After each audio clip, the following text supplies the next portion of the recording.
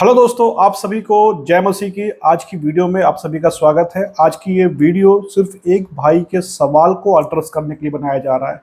मुझे लगा कि वो सवाल का जवाब देना बहुत ज़रूरी है, इसलिए हमारे सवाल जवाब के पहले सीरीज़ के वीडियो में जो कमेंट आया था, उस कमेंट में राजीव भाई ने एक कमेंट किया था और वो कमेंट में आया सवाल है। उस सवाल को मैं यहाँ पर एड्रेस कर करके उस सवाल का जवाब मैं यहाँ पर देना चाहूँगा। तो राजीव भाई का सवाल ये था कि मुस्लिमों के जो अल्लाह है और क्रिश्चियन के जो परमेश्वर है, क्या ये दोनों सेम है या अलग अलग है? तो ये एक ऐसा सवाल है जो काफ़ी क्रिश्चियंस के अंदर रहता है और काफ़ी मुसलमान भाई लोग भी यही सोचते हैं और यही सोच करके क्रिश्चियन के सामने आके बात करते हैं। लेकिन आज मुझे आपको बिल्कुल स्पष्ट तरीके से एक बात कहना है, वो ये है कि बाइबल का परमेश्वर और कुरान का अल्लाह, ये दोनों अलग अलग हैं। ये किसी भी प्रकार से एक नहीं है। अब ये एक क्यों नहीं है, उसका सबसे बड़ा कारण, उसका कारण यह है कि बाइबल में जो परमेश्वर है उसका इकलौता बेटा है और कुरान में जो अल्लाह है उसका कोई बेटा नहीं है। बाइबल में जो परमेश्वर है वो सबका पिता है, लेकिन कुरान में जो अल्लाह है वो किसी का पिता नहीं है, वो सबका मालिक है। इसलिए इस्लाम का मतलब ही यही होता है कि अल्लाह के अधीन रहना, उसको आप गुलामी कह सकते हैं। एक दासत्व होता है जिसमें एक ईमान लाने वाला, कुरान और अल्लाह पर ईमान लाने वाला व्यक्ति अपने आप को अधीनता में देता है और उसके ऊपर मालिकाना हक अल्लाह रखता है। लेकिन बाइबल में जो परमेश्वर है वो पिता के समान है। तो दोनों में फ़र्क है। तो अब आइए हम बाइबल से देखते हैं जो बातें मैंने कहा है वो बातें सही है या नहीं सही है। बाइबल के दो भाग है, पुराना नियम और नया नियम। तो नए नियम से जब मैं कुछ बातें बताऊंगा तो मुस्लिम भाई लोग कहेंगे कि भाई वो तो इंजील है, वो इंजील में बदलावट कर दिया गया है। तो इसलिए सबसे पहले मैं आपको पुराने नियम की बाइबल से लेके बातें बताऊंगा। पुराने नियम की बाइबल यहूदियों की बाइबल है और यहूदियों के पास अभी भी उनका बाइबल मौजूद है। भले ही क्रिश्चियंस के पास भी पुराना नियम है, लेकिन अगर आप उन दोनों को मिला के पढ़ोगे तो दोनों के किताबों में और दोनों के आयतों में कोई फ़र्क नहीं होगा। मतलब यह है कि क्रिश्चियंस ने यहूदियों के पुराने नियम बाइबल को बदला नहीं है, कोई भी हाथापाई उसमें नहीं किया गया है, जैसा था वैसा ही उसको स्वीकार किया गया है। तो इसलिए पुराने नियम का जो बाइबल है उसमें से नीति वचन की पुस्तक, उसका 30 अध्याय 4 आयत मैं आपके लिए यहां पढ़ता हूं। कौन स्वर्ग में चढ़कर फिर उतर आया, किसने वायु को अपनी मुट्ठी में बटोर रखा है, किसने महासागर को अपने वस्त्र में बांध लिया है, किसने पृथ्वी की सीमाओं को ठहराया है, उसका नाम क्या है, उसके पुत्र का नाम क्या है, यदि तू जानता हो तो बता। अब इस आयत के अंदर परमेश्वर के बारे में ही बताया जा रहा है। वो जो सर्वसामर्थी है, वो जिसने पृथ्वी की सीमाओं को ठहराया है, उसका एक पुत्र है। उसका पुत्र कौन है और उसके पुत्र का नाम क्या है, ये पुराने नियम की बाइबल में लिख कर रखा हुआ है। तो इससे एक बात साबित होता है कि पुराने नियम के अंदर ही, यानी कि प्रभु यीशु मसीह के जन्म लेने के पहले से ही पुराने नियम में यीशु मसीह के जन्म के कम से कम 1000 साल के पहले ही बाइबल के लेखकों को इस बात की जानकारी बिल्कुल साफ तरीके से थी कि परमेश्वर सर्वसामर्थी है और उस सर्वसामर्थी परमेश्वर का एक पुत्र भी है। लेकिन कुरान के अंदर अल्लाह अकेला है, उसका कोई भी पुत्र नहीं है।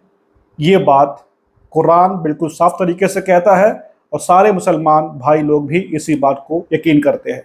तो अगर ऐसा है तो बाइबल में जो परमेश्वर है वो परमेश्वर कुरान के अल्लाह से अलग है। इस बात को आप बिल्कुल गांठ बांध लीजिए। और बाइबल के नए नियम के अंदर यूहन्ना सुसमाचार 3 अध्याय उसका 16वें आयत में प्रभु यीशु खुद ही कहते हैं, वो यीशु जिन्हें मुसलमान नबी मानते हैं, रसूल मानते हैं, वही प्रभु यीशु मसीह अपने खुद की जुबान से कहते हैं। वो कहते हैं क्योंकि परमेश्वर ने जगत से ऐसा प्रेम रखा कि उसने अपने इकलौते पुत्र को दे दिया, ताकि जो कोई उस पर विश्वास करे वो नाश न हो परंतु अनंत जीवन को प्राप्त करे। तो प्रभु यीशु ये कह रहे हैं कि उन्हें भेजा है पिता ने, मतलब परमेश्वर ने। और यीशु कौन है? उस परमेश्वर के इकलौते पुत्र हैं। और उसी यीशु मसीह पर जो विश्वास करेगा वो नाश नहीं होगा परंतु अनंत जीवन को प्राप्त करेगा। तो यीशु मसीह के कहने के अनुसार में जो परमेश्वर है उस परमेश्वर का इकलौता पुत्र यीशु मसीह है। स्वयं यीशु ये बात कह रहे हैं। तो ऐसी अवस्था में कुरान का अल्लाह और बाइबल का परमेश्वर दोनों अलग अलग है। इस बात को आप समझ गए होंगे कितनी बड़ी एक फर्क उन दोनों के बीच में यहां पर आ रहा है। और दूसरा सबसे बड़ा जो फर्क है वो है रिलेशन के बीच में। उस परमेश्वर का इंसानों के साथ में क्या रिश्ता है। कुरान में जो अल्लाह है उस अल्लाह के साथ में दुनिया का क्या रिश्ता है। बाइबल में जो परमेश्वर है उस परमेश्वर के साथ में इंसान का क्या रिश्ता है। तो उस रिश्ते को यहां पर समझने की जरूरत है। बाइबल इस प्रकार से कहता है कि परमेश्वर हमारा पिता है जिसने हम सबको बनाया है। उसके लिए मैं आपको एक आयत पढ़ाऊंगा। मत्ती सुसमाचार 6 अध्याय उसका 8वें आयत से प्रभु यीशु मसीह अपने चेलों को प्रार्थना सिखाते हैं। यीशु मसीह कहते हैं कि आपको प्रार्थना कैसे करना है। तो यहां पर देखिए इस प्रकार से लिखा रखा हुआ है, इसलिए तुम उनके समान ना बनो क्योंकि तुम्हारा पिता तुम्हारे मांगने से पहले ही जानता है कि तुम्हारी क्या क्या आवश्यकताएं हैं।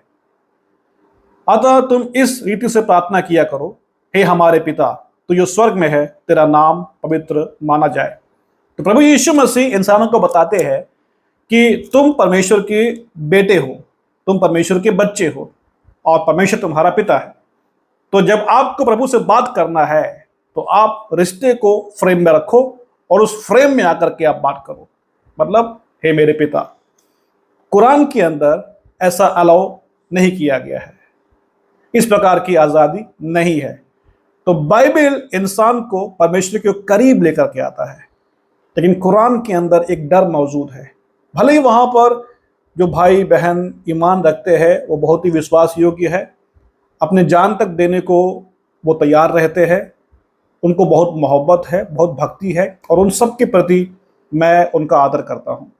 लेकिन जब बात आज़ादी की आती है, जब बात खुलने की आती है, जब बात भरोसे की आती है, जब बात स्पर्श करने की आती है, स्पर्श पाने की आती है परमेश्वर का, तब उस समय बाइबल अपने आप को सबसे अलग करता है। और बाइबल का परमेश्वर भी अपने आप को सबसे अलग दिखा रहा है। वो ये कहता है कि मेरे जैसा कोई नहीं है।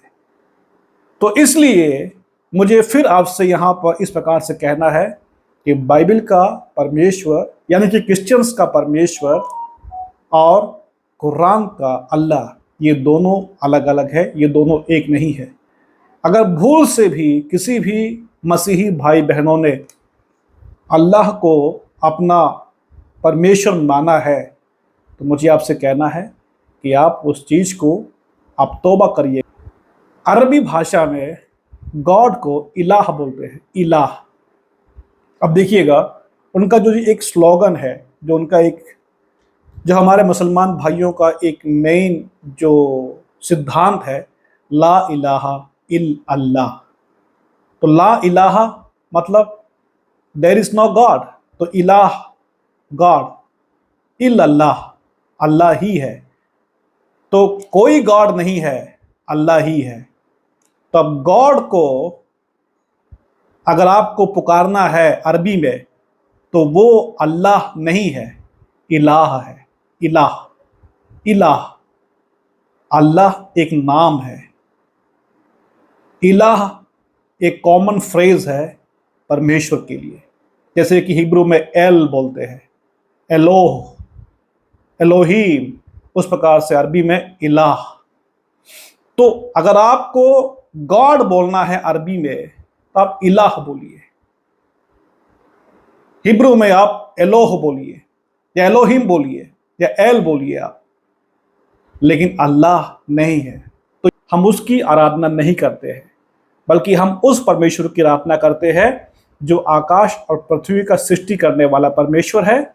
और उस परमेश्वर ने अपने इकलौते पुत्र प्रभु यीशु मसीह को इस पृथ्वी पर भेजा ताकि जो उस पर विश्वास करे वो नाश ना हो परंतु अनंत जीवन को प्राप्त करने पाए।